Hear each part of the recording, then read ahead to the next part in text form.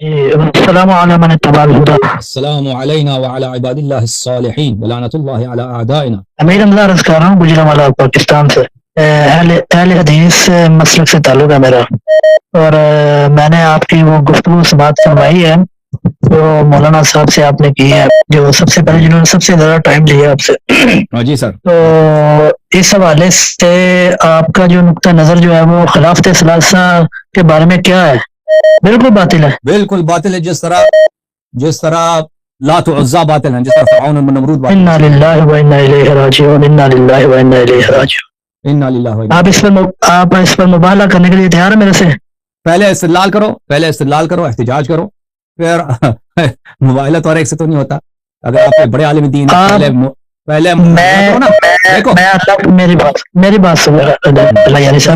اپنے بڑے عالم کو لے کے آؤ. آپ کا بڑا عالم رسول پاک صلی اللہ علیہ وسلم نے جی مباہلہ کیا تھا نا، پہلے نصارا سے بڑے احتجاجات کیا تھا، وہاں پہ بڑے مناظرے ہوئے تھے.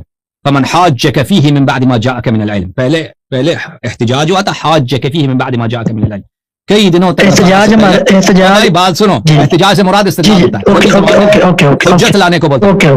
حجت لانے کو پہلے استدلال ہوا تھا کہ عیسی ابن مریم اللہ نہیں ہے، اللہ کے بیٹے نہیں ہیں. پھر وہ نہیں مانے، پھر جب کوئی بات کرنے کا فائدہ ہی نہیں رہا، پھر کہا مباہلہ کرو نا. ابھی تو ہم استدلال کے مطلب کر رہے ہیں. آپ اپنے آپ سے بڑا جو بڑا عالم ہوگا اس کو لے کے آئیں. ابھی کوئی بھی کالر یہاں پہ کال کر میرے سے مباہلہ کرو، میرے سے مباہلہ کرو. نہ شکل پتہ نہ نام پتہ کچھ بھی نہیں ہے، میرے سے مباہلہ کرو. اس طرح تو نہیں ہوتا بھائی. اب سن لیں میری بات. جی اب گزارش یہ ہے کہ جو اہل سنت کے مکاتب فکر ہیں وہ آپ سے گفتگو کر رہے ہیں نا، وہ آپ کے اوپر حجت قائم کر رہے ہیں، لیکن آپ نہیں، آپ اپنی ہٹ درمی پر قائم ہیں. تو پھر آئیں مباہلہ شرعی کر لیتے ہیں. آپ بدوا کریں میرے حق میں. میں بھی آپ کے جو شخص آپ کا بڑا آدمی ہوگا میرے بھائی اس کو لے کے آئے نا. آپ یہ تو نہیں کر سکتے کہ آپ ہمارے علماء آپ کے ساتھ مناظرہ. جی جو آپ کر رہے ہیں وہ جی آپ پہلے عالم کو لے کے آئیں، وہ عالم کو کہہ دیں. مباہلہ اسی سے ہوگا جس سے مناظرہ ہوگا نا، جس سے مناظرہ احتجاج ہوگا. مناظرہ تو مباہلہ تو اسی سے ہوگا. اب آپ سے مناظرہ کروں یا مباہلہ کروں؟ بھائی آپ کچھ نہیں کرو، میں جان چھوڑ دو. خدا حافظ. اپنے عالم کو لے کے آؤ. السلام علیکم. بات کرو بھائی. خرم صاحب، خرم خرم چلا گیا بھائی. خرم کل نہیں کر. خرم جی السلام علیکم. بات کریں جناب، بات کریں. وعلیکم السلام. جی میں محمد زبیر انڈیا سے بات کر رہا ہوں. محمد، میرا دو سوال ہے. کیا سوال؟ جی پہلے میں آپ کو دعا دیتا ہوں. علی علیہ السلام شیر خدا ہیں تو آپ شیر علی ہیں. میں نوکر ہوں. اللہ آپ کا علم میں اور ترقی عطا کرے. میرا سوال یہ ہے کہ ابو بکر تو غلط ہیں، آپ کے تقریر سے ہم کلیئر کٹ سمجھ گئے ہیں. اب اللہ تعالیٰ سورہ توبہ میں آیت نمبر 40 میں کہہ رہا ہے ثانی اثنین اذ ہما فی الغار اذ یقول لصاحبہ ان اللہ لا تحزن ان اللہ معنا. اس کے بعد اللہ جو کہہ رہا ہے انزل اللہ سکینتہ علیہ، تو کیسے ابو بکر پر سکینت نازل ہوتی ہے اللہ کی طرف سے؟ یہ ایک سوال ہے. نہیں ہوتی نا، اگر وہ غلط ہے نا. غلط ہے. ابو بکر پہ نازل نہیں ہوئی ہے. پوری آیت پڑھو. جی تو یہ جگہ علیہ انزل اللہ سکینتہ علیہ. آیا کیا کہہ رہا ہے؟ تو یہ جو سب پڑھو نا، بعد میں بھی پڑھو. یہ جگہ جو ہے یہ وہی جو ضمیر ہے وہ ابو بکر کی طرف ہی لوٹ رہا نا. کس نے بولا ہے؟ اب یہ آیت میں ثانی اثنین یعنی ثانی اثنین سے مراد حضور صلی اللہ علیہ وسلم ہے. اذ ہما فی الغار اذ یقول جی ثانی حضور صلی اللہ علیہ وسلم ہے. حضور صلی اللہ علیہ وسلم، رسول صلی اللہ علیہ وسلم. جی دیکھ لو آیا یہ ہے. یہ ترجمہ ہے محمد جوناگڑی کی. اس کے بعد ترجمہ ہے طاہر قادری کے. میں آپ سب کو دکھا دیتا ہوں، ٹھیک ہے نا. آپ کا کہنا ہے کہ فانزل اللہ سکینتہ علیہ وایدہ بجنود لم تروها. یہ سکینہ جو ہے ابو بکر پہ اترائی ہے، ٹھیک ہے نا.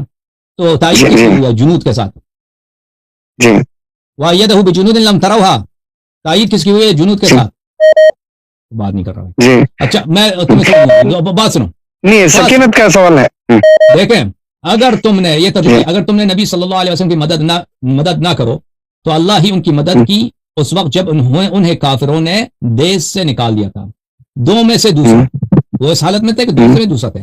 جب وہ دونوں غار میں تھے، جب یہ اپنے ساتھی سے کہہ رہے تھے کہ غم نہ کر، اللہ ہمارے ساتھ ہے، ٹھیک ہے نا.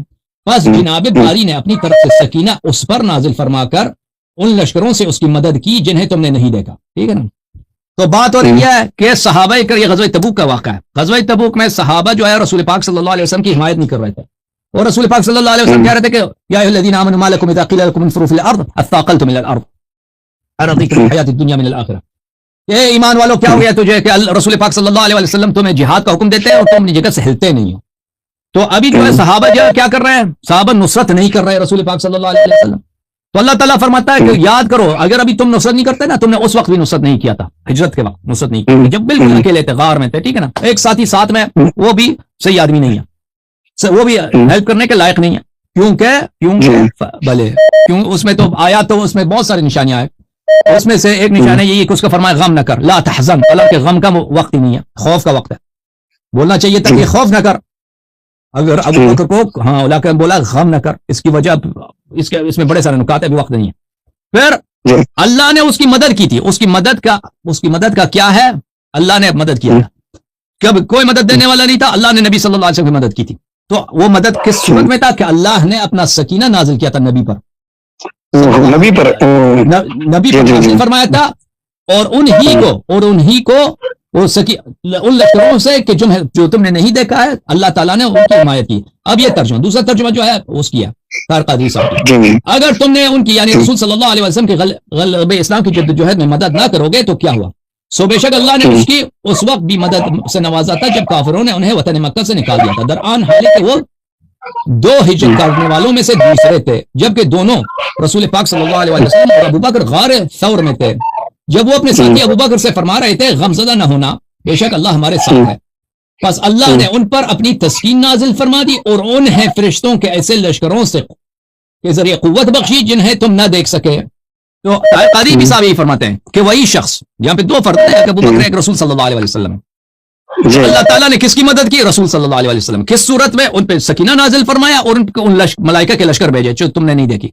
تو وہی شخص جس کی ملائکہ نے نصرت کی ہے, ملائکہ نے غیبی لشکروں نے تائید کی, اسی پہ سکینہ نازل ہوا, دوسرے پہ نازل نہیں ہوا. ابو بکر پہ سکینہ نازل ہی نہیں ہوا. اب جو ہے آتے ہیں احمد رضا خان کا ترجمہ. اگر تم محبوب صلی اللہ علیہ وسلم کی مدد نہ کرو تو بے شک اللہ نے ان کی مدد فرمائی جب کافروں کی شرارت سے انہیں باہر تشریف لے جانا ہوا.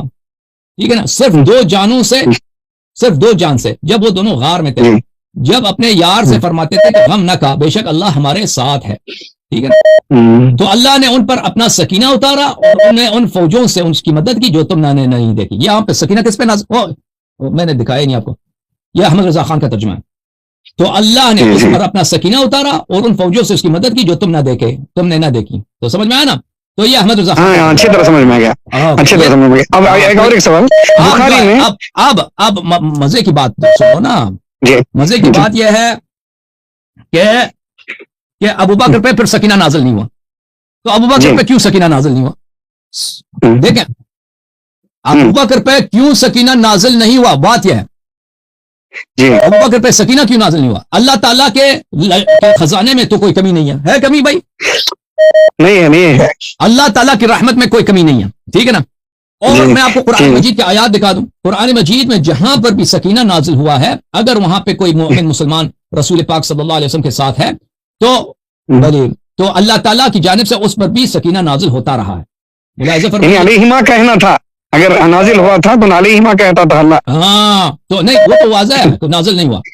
دیکھو اسی سورہ توبہ میں غزوہ حنین کی بات ہو رہی ہے. غزوہ حنین میں انزل اللہ سکینتہ علی رسولہ وعلی المؤمنین وانزل جنودا لم تروها, کہ اللہ تعالیٰ سکینہ صرف رسول پہ نازل نہیں کرتا, رسول صلی اللہ علیہ وسلم اگر اس کے ساتھ مؤمن بھی ہے نا تو ان پہ بھی نازل ہوتی ہے. تو یہاں پر اللہ تعالیٰ نے فرما دیا کہ مؤمنین پہ نازل ہوئی ہے. سورہ مبارکہ فتح میں فرمایا هو الذی انزل السکینۃ فی قلوب المؤمنین لیزدادوا ایمانا مع ایمانہم. اللہ وہی ہے جس نے مؤمنین کے دلوں میں سکینہ نازل فرمایا ہے تاکہ ان کی ایمان بڑھ جائے. ٹھیک ہے نا. جی سورہ مبارکہ فتح میں فرمایا لقد رضی اللہ عن المؤمنین اذ یبایعونک تحت الشجرہ فعلم ما فی قلوبہم فانزل السکینۃ علیہم واثابہم فتحا قریبا. کہ بیعت رضوان میں جو لوگ مومن تھے, منافق ان کی بات نہیں ہو رہی, جو مومن نے بیعت کیا مومن پہ سکینہ بھی نازل ہوا. تو یہاں پتہ چلا غار میں ابو بکر پہ کیوں سکینہ نازل نہیں ہوا, حالانکہ اگر مومن ہوتا, ہاں مومن پہ تو ہمیشہ سکینہ نازل ہوتا ہے اللہ کی جانب سے. तो अबू बकर पे सकीना बेहतरीन क्यों जवाब नाजिल है। नहीं हुआ? तो वही बात है कि मोमिन नहीं था ना, मोमिन अगर होता था तो उस पर सकीना नाजिल होता था। Okay, thank you sir. अब दूसरा जी, सवाल। एक और एक सवाल हाँ। बुखारी में 3094 हदीस नंबर, उसमें आता है कि उमर ने कहा अली अलैहिस्सलाम और अब्बास रज़ियल्लाहु अन्हु से, जानते हैं कि हुजूर सल्लल्लाहु अलैहि वसल्लम ने फरमाया लानू रसूल मा तरकनाहु सदका, ये हदीस सही है? तो अली अलैहिस्सलाम ने कहा हाँ भला, हाँ हम उस हदीस को मानते हैं, मगर हम गनीमत के तौर पर बाग फतक को पूछते हैं, इस तरह हदीस में है। तो शिया मजहब के मुताबिक ये हदीस गढ़ी हुई है, अबू बकर अपनी तरफ से गढ़ी है, ये कह रहे हैं आप। तो बुखारी में इस तरह है ना, ये इसका हल। तो बुखारी में झूठ बहुत है ना, बुखारी में झूठ बहुत है, जी जी जी, क्योंकि ये हदीस अगर सही है, अगर हदीस सही है तो फातिमा तो ज़हरा सलामुल्लाह